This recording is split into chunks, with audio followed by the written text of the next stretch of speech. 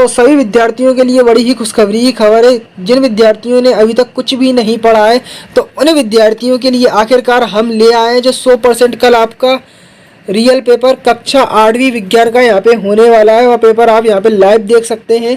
तो यहाँ पर मैं इस बात की गारंटी ले रहा हूँ कि अगर आपने अभी तक कुछ नहीं पढ़ा और केवल मात्र इस पेपर के भरोसे आप पेपर देने चले जाएंगे तो मैं गारंटी इस बात की ले रहा हूँ कि कल के पेपर में 60 में 60 अंक आने से कोई नहीं रोक सकता है। तो ये आपको सब कुछ बनना पहले से ही आता है। इस पर मैंने वीडियो बना दी है, तो डिस्क्रिप्शन में मैंने इसकी लिंक दे रखी है। अगर आप इच्छुक है तो उस वीडियो को देख सकते हैं। अब स्टार्टिंग में पेपर में आपको जो प्रश्न रखा मिलेगा, यहाँ पर क्या रखा मिलेगा मैं आपको बता दूँ कि जंतुओं के भोजन का स्रोत है तो हरे पेड़ पौधे, अन्य जंतु, उपरोक्त दोनों या दोनों नहीं। तो यहाँ पे इसका आंसर क्या होगा, उपरोक्त दोनों अपना हो जाएगा। ठीक, नेक्स्ट अपन को दूसरे नंबर पर एक और क्वेश्चन रखा मिलेगा कि चीनी को एल्कोहल में परिवर्तित करने का प्रक्रम का नाम है।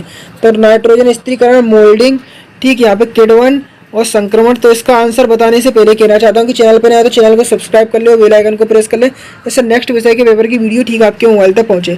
तो इसका आंसर क्या हो जाएगा, किण्वन अपना हो जाएगा। ठीक, आगे चलते हैं। तो आगे चल के आपको थर्ड नंबर का क्वेश्चन मिलेगा कि कांच की छड़ को रेशम से रगड़ने पर उत्पन्न होता है तो धनावेश होता है, ऋणावेश होता है, उपरोक्त दोनों या दोनों नहीं। तो इसका आंसर क्या हो जाएगा, धनावेश उत्पन्न अपना होता है।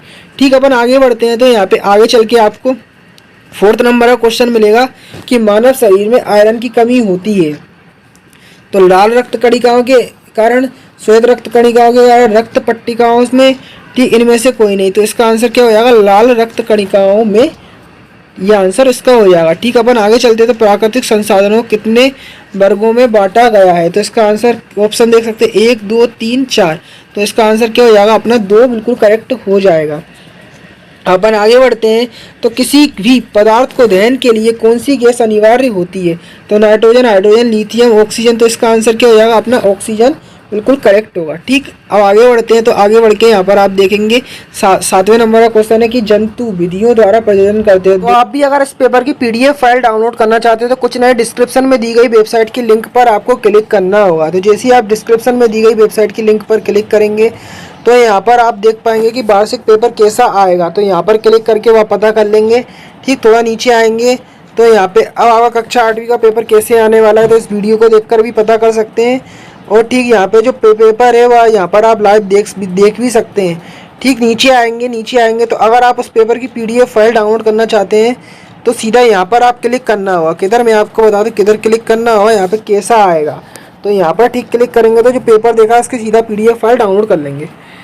2, 3, नेक्स्ट है 4, 5। तो इसका आंसर क्या हो जाएगा, अपना 2 विधियों के द्वारा प्रजनन करते हैं। अब आगे बढ़ते हैं। तो यहाँ पे आपको कार्य करने के लिए धक्का या खिंचाव लगाया जाता है तो उसे कहते हैं ऊर्जा दाब। नेक्स्ट है बल त्वरण। तो इसका आंसर क्या हो जाएगा, बल अपना हो जाएगा। क्या, बल अपना हो जाएगा। अपन ठीक आगे बढ़ते हैं। तो घर्षण बल प्रकार के होते हैं तो कितने प्रकार के होते हैं, 1 प्रकार के, 2 प्रकार के, 3 प्रकार के, ठीक, 4 प्रकार के। तो इसका आंसर क्या हो जाएगा, अपना 3 प्रकार बिल्कुल सही हो जाएगा।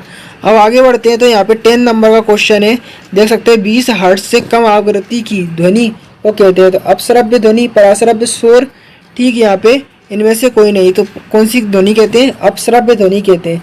अब यहाँ पर 10 देखा जाए तो अपने ऑब्जेक्टिव बेस आपको क्वेश्चन पेपर में रखे मिलने वाले हैं। स्टार्टिंग में 10 ऑब्जेक्टिव बेस क्वेश्चन रखे मिलेंगे।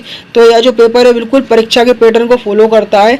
तो यह इसलिए मैं कह रहा हूँ कि 100% रियल पेपर है। अब आपको इसके बाद 10 ऑब्जेक्टिव बेस प्रश्नों के बाद आपको रिक्त स्थान नहीं आएंगे, रिक्त स्थान नहीं, डायरेक्ट अब आपसे क्वेश्चन यहाँ पे पूछे जाएंगे। तो यहाँ पर आप देख सकते हैं धान को शीत ऋतु में क्यों नहीं उगाया जा सकता।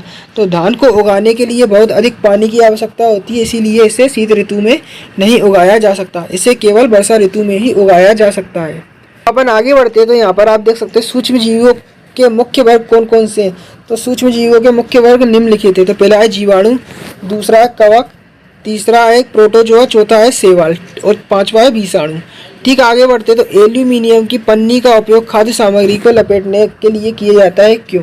तो एल्यूमिनियम की पन्नी का उपयोग खाद्य सामग्री को लपेटने के लिए इसलिए किया जाता है क्योंकि इससे आसानी से मोड़कर खाने को अच्छी तरह बंद किया जा सकता है, जिससे बाहरी वायु तथा संदूषक पदार्थों का भोजन पर कोई दुष्प्रभाव नहीं होता। इसलिए भोजन सुरक्षित और कुछ देर तक गर्म बना रहता है इसके अंदर।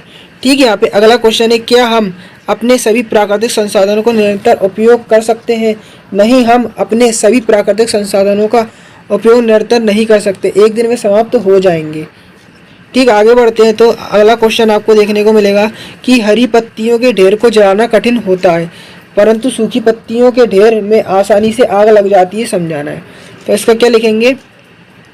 हरी पत्तियों के ढेर को जलाना इसलिए कठिन होता है क्योंकि उनमें जल की मात्रा अधिक होती है, परंतु सूखी पत्तियों में आग आसानी से लग जाती है क्योंकि उसमें जल की मात्रा होती ही नहीं, और होती भी है तो बहुत कम होती है। ठीक, अगला क्वेश्चन है, क्या द्रव भी विद्युत चालक करते हैं? हाँ, कुछ द्रव ऐसे हैं जैसे नलों का पानी, नींबू का रस, अम्ल, छाल, लवण इत्यादि विद्युत का चालन करते हैं। अब आगे चलते हैं। तो 3 नंबर का क्वेश्चन है, क्या आप बता सकते हैं कि चूजे और इल्ली किस प्रकार जन्म लेते हैं? तो मैं आपको बताना चाहूँगा कि हाँ, चूजे और इल्ली लैंगिक जनन से जन्म लेते हैं और अंडे देते हैं। इन्हें अंड प्रजक जंतु कहते हैं।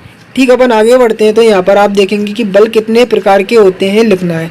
तो बल के कई प्रकार होते हैं, मैं आपको बताना चाहूँगा। पहला होता है पेशीय बल, दूसरा होता है घर्षण बल, तीसरा होता है चुंबकीय बल, चौथा होता है स्थित विद्युत बल, पांचवा होता है गुरुत्वाकर्षण बल। ठीक है, यहाँ पे छठवां होता है गुरुत्व बल।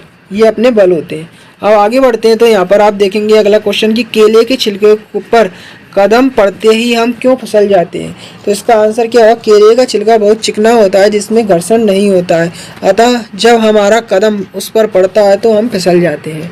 अब आगे बढ़ते हैं। तो क्या हम सभी कंपायमान वस्तु को ध्वनि सुन सकते हैं?